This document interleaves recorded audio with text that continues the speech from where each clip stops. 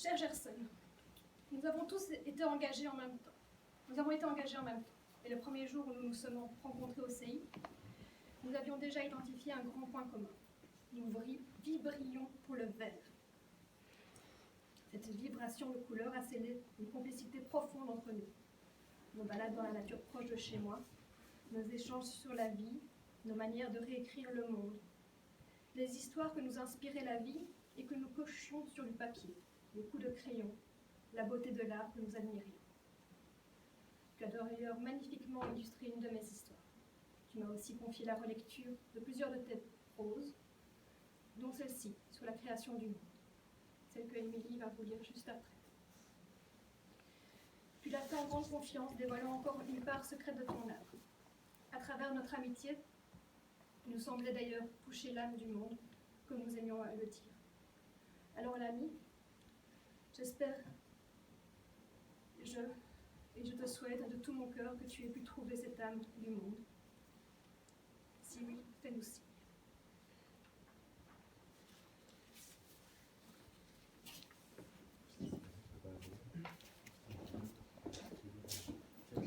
Lorsque l'être suprême décida de créer le monde, il confia cette importante mission à son page. Il lui livra un foulard bleu empli d'un sable de nature très particulière. Le page descendit alors du ciel dans sa pirogue, d'où il jeta le sable et le dispersa partout dans le vide.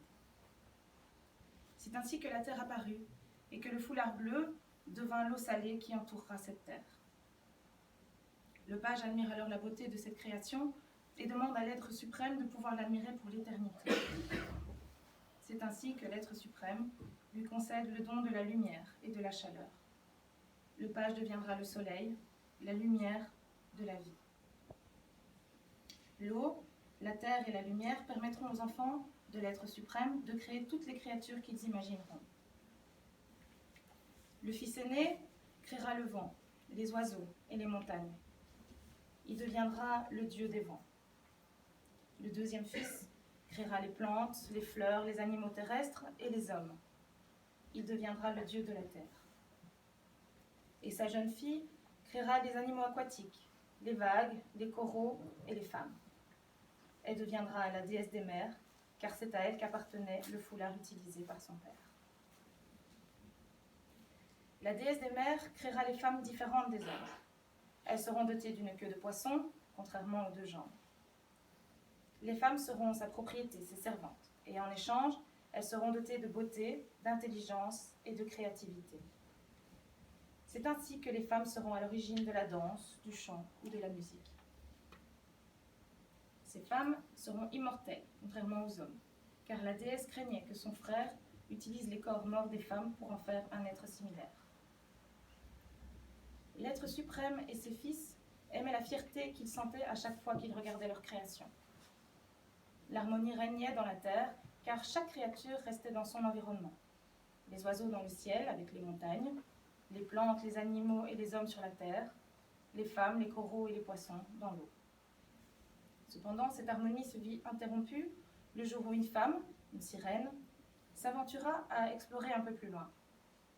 Fatiguée de nager parmi les mêmes eaux, elle décide de suivre le chemin des vagues en se demandant jusqu'où l'eau s'arrêtait. La déesse avait oublié qu'en dotant les femmes d'intelligence, elles étaient capables de réfléchir et de se poser des questions.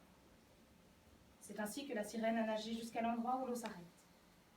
Elle vit la plage pour la première fois de sa vie, même si elle vivait sur la terre depuis de nombreuses années. Elle osa s'approcher de la terre et toucher le sable.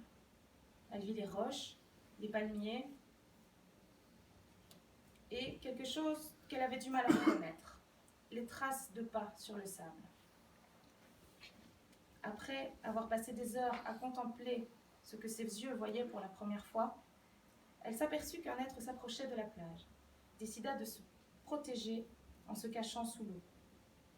Et c'est ainsi qu'elle vit, pour la première fois, un homme, à travers la transparence de l'eau qui la protégeait. C'est tellement bizarre. Cet être est similaire mais différent à la fois. Il n'a pas de queue de poisson, mais deux espèces de bâtons qui lui permettent de se tenir debout. Il court et il marche au lieu de nager, et il n'ose pas s'approcher de l'eau. Pourtant, Cette créature a aussi 2 bras et une tête, 2 yeux, 2 oreilles, une bouche. Il a la même couleur de peau, noire et obscure, comme les eaux profondes de la mer. La sirène contemple cette créature nouvelle à ses yeux. Elle l'explore avec un regard curieux, et plus elle le regarde, et plus elle est fascinée.